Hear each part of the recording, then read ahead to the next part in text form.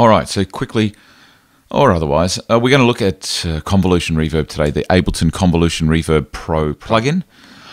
It's a Max for Live device, so if you don't have Max for Live, this is not the tutorial for you in the sense that you don't have access to the plugin or device required. So for Max Suite users, with Max for Live installed, you can follow along and let's create some strange sounds in Reverb, in Convolution Reverb Pro. First of all, I'll delete what I have there. I'm going to go to Max for Live. I'm going to search for, or look for Convolution Reverb Pro and just drag it onto a return track here. I've got a few things here already set up. I've got a grand piano from the Ableton, the packs. And straight out of the gate, I've got my send, and it's going to the Convolution Reverb. And the Convolution Reverb, all it's doing, let me just leave that there. What it's doing is taking the sonic imprint of a space that someone else has recorded, a real place, in this case it's the Arundel Nave, but there's a whole lot of halls. Some of these are taken from real acoustic spaces, some of them are models or recordings of hardware reverb units.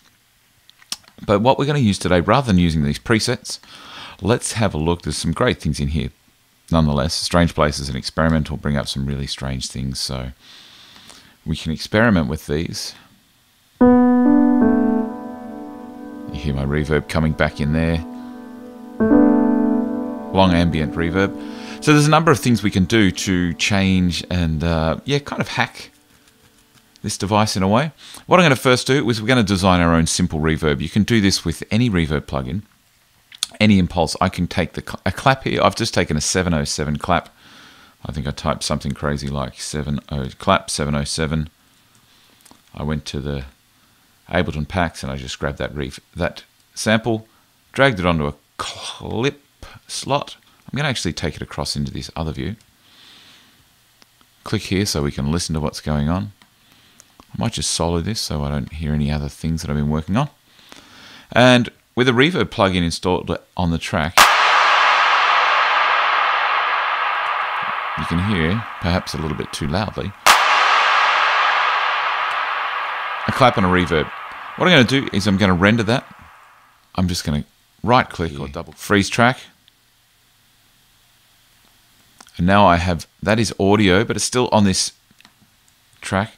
If I add another track by using Command T, I would just Option, click and drag that little piece of audio there. And now I've got an audio clip. Let's solo this track. An audio clip of what we just did.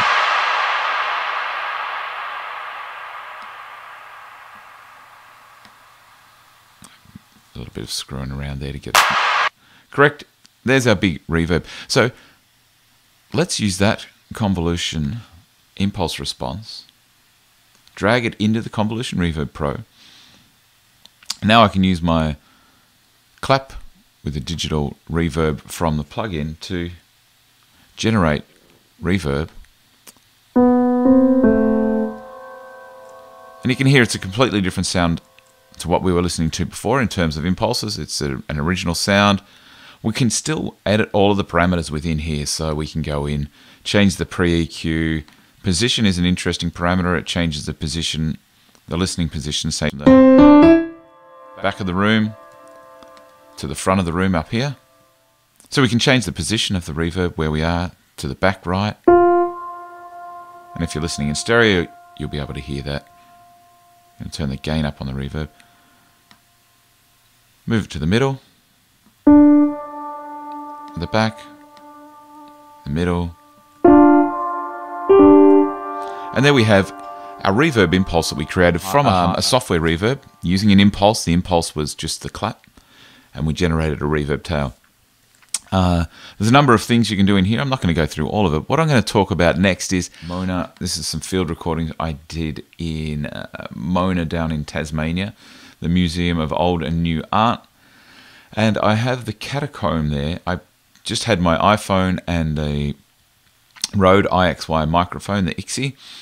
I did some clapping in the space, Perhaps looked a little unhinged, but I proceeded anyway. Clapping in the space.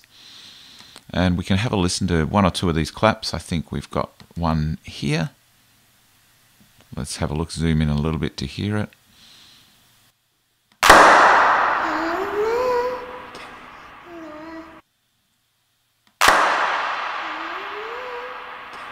There's the handle. That first one is particularly good. And it's also got my daughter making some strange noises, as kids are known to do. And I'm going to show you that not only are we going to get the acoustic space of the Mona catacomb, but we're also going to get some of the sonic imprints from my daughter's mumbling and singing there that we can use. So what I'm doing is just topping, tailing, editing this, so we've got just a nice short clip there. I'm going to turn the looping back on for a minute if it will let me, which it will. Great. Now I've got that, I'll just right click and I'll crop the clip. So I've only just got that short section, which is all I want. I don't know if I need to do this or not, but I like to turn off warp whenever I'm not using it. Now I'm going to go to Convolution Reverb over here, and I'm going to drag that catacomb sample in here. And now when I start playing with my piano,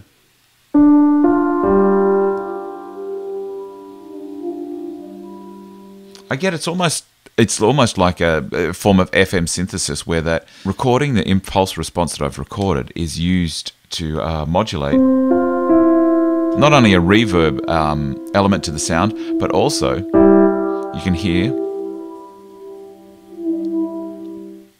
some of the singing that my daughter did, for want of a better word.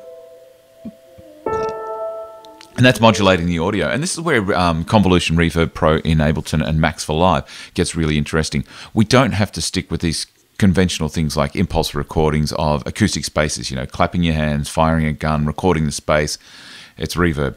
What is exciting about it is the ability to use things which are not reverbs. I've used whole tracks and all sorts of things. So let's have a look. What I can do is, if I grab this, another thing I can do, I'll just backtrack before I go on to my really weird and wacky things. I'll show you that by clicking here, I've just reversed this track by clicking on the reverse button. And I'm going to drag this onto the Reverb Pro. It's a little bit laborious in the sense that you've got to click that to select it, have it showing, then go back to your arrange view or your session view, drag it in. And now if I play my piano again,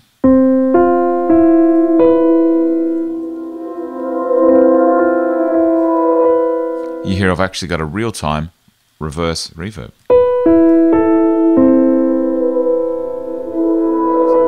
Sustain pedal at all. And you can hear the initial modulation of the female voice there. And it introduces some harmonics. It's not just about reverb. So I've recorded, I'll do it now. I'll record a clip just through the laptop microphone of me talking. And as I'm doing this, what we can do is use this audio here. That's probably enough. I don't really need too much to show you what I'm trying to do. There you go. And I'm going to drag that speech into the Convolution Reverb Pro. And let's have a look. I'll turn that off. Let's have a look and a listen to see what...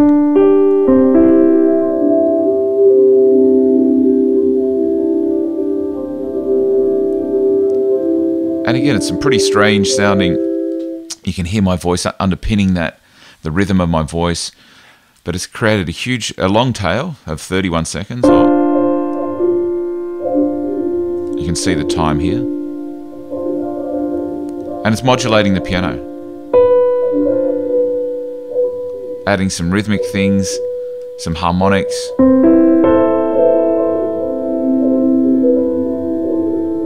And new content. So that's really great. Again, as you can imagine, the possibilities with this kind of thing really are endless. The last thing I will show you is the ability to perhaps, let's look at a drum loop. I've got some loops here. We can drag that in here. And we can use a drum loop to modulate our piano.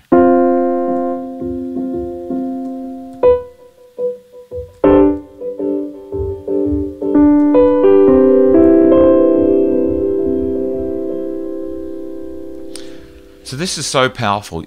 As a sound design tool, you can really do anything, and it doesn't have to be drums, percussion, voice. It's really anything, and I really encourage you to do that. If I was to put just a MIDI clip here of a C major triad, something like this over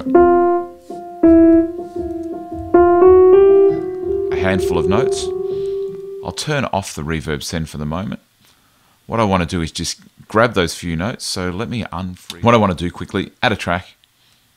I'm going to record audio from the grand piano. And just set it to record. I'm just going to record that little chord, record the chord. Wonderful. Really exciting.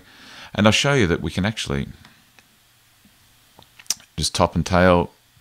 I'm going to use this portion of the sound, crop it. It's important to crop and get your edit and start points correct for this kind of thing. I might turn the gain up a little bit so that the reverb, or a lot, has got something to play with in terms of audio. Now that I've turned the clip gain up, I'm going to consolidate it. To consolidate these changes in the gain clip, I'm going to have to drag it into the other window. And now I will be able to click on there and get consolidate that audio, which is writing all of those changes in terms of volume to disc. Now I can drag this into my convolution reverb. And this will imprint not only the sustain parameters, but it's also going to imprint elements of that the harmony from the C major triad.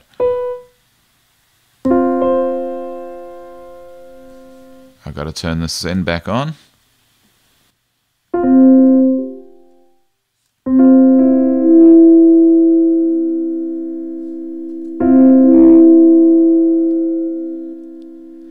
And there you go. I'm playing a single note, and you can hear that as the notes decay, the notes of that C major triad arpeggio being imprinted.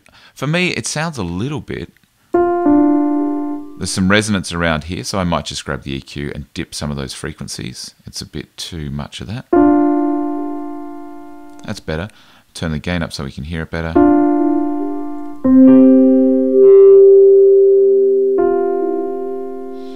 Let's grab something just to show you some more. If I grab the auto filter from Ableton stock audio effects, I could put it on that little piece of audio that I have here. It's on track 3, not track 4. Did I put it on 3? Let's find out. No, I didn't. But let's put the auto filter on, call up a preset, just type in Q. What have we got? Slide away. I don't know what this is going to do, but let's do it anyway. It's going to mess.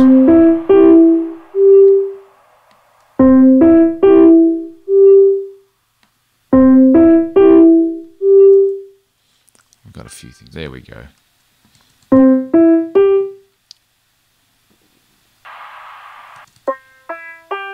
It's getting a bit weirder. Not particularly musical sounding, but I guess what I'm trying to impress upon you is really experiment with this stuff. Make things that you don't think are going to sound good. Drop it in the convolution and see if it does sound good. Alright,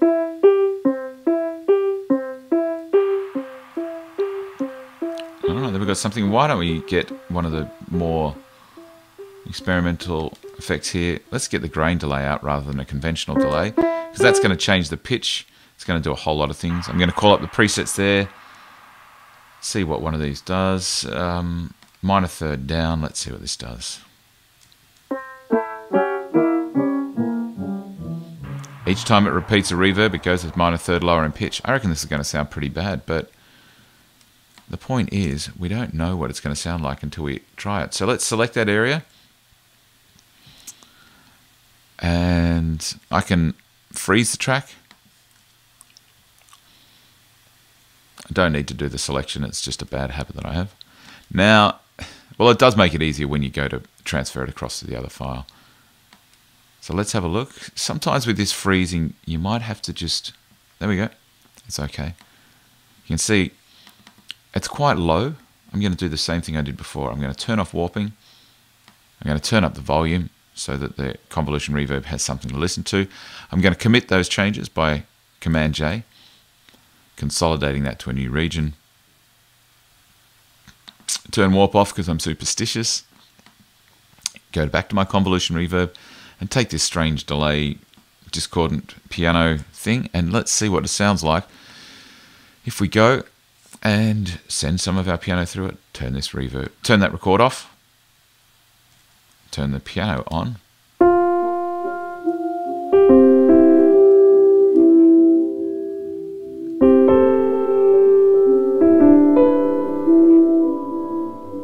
Depending on what I'm trying to do, this could be just a ticket. I'm thinking that I will set this send to pre so I can turn the channel off and maybe only listen to the return. Like that would be better. So in this context now we're hearing none of the original piano, we're only hearing the strange returns.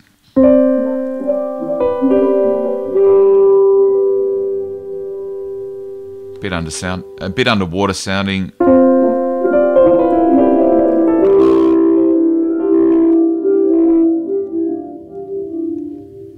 But yeah, you can get some great things out of it. So have a mess around with it. I like these, yeah, acoustic spaces that we can call up, like this one from the gallery. So get your field recording, get your mics out. There's a nice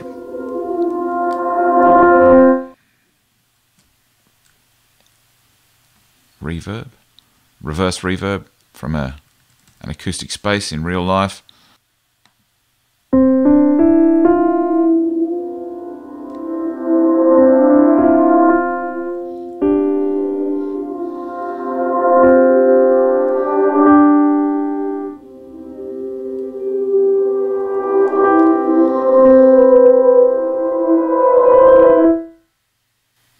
So yeah, I like these things. So I'm going to grab the reverse one, put it back into the Convolution Reverb return, like that. And you can hear, again, I'll keep the original down. I've set it pre, so it doesn't matter what this volume is set at. The send to the reverb across the top of the screen into here. It's going to happen anyway, and I'm only going to hear the Convolution Reverb, and I've got this really cool ambient modulated reverse reverb that I can play as a live instrument in live. So there you go, Convolution Reverb Hacks. Check them out. So I'll show you the last thing. I like this reverse clap here. I'm going to drag that back onto the Convolution Reverb over here. I've made a few changes. I just brought down the decay to 50%. The size, I've made it a bit smaller. You see here, there's some other parameters. We've got modulation things here for introducing some chorus into the sound, if that's your bag. Dampening will change the decay properties, so it'll make some of these frequencies last longer or decay faster. So you might do that to get rid of a little bit of low-end build-up, so the bass is more clear. And you can, yeah, tailor the decader properties of these bands as well, the high, mids, and lows. So that's a nice touch. Shape also gives me the ability to change the reverse, so it's forward or backwards, so I don't have to go to the trouble of what I did before of reversing before I put it in there.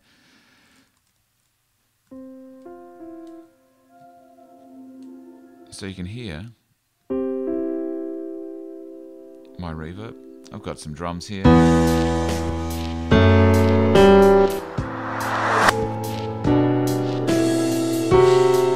And a clip, and you can hear now.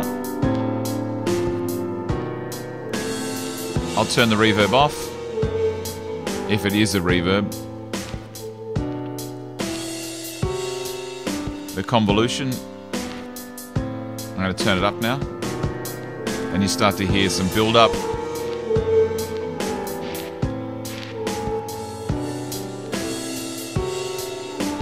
Pan them a little bit left and right so you can hear it We get some movement across the stereo soundstage.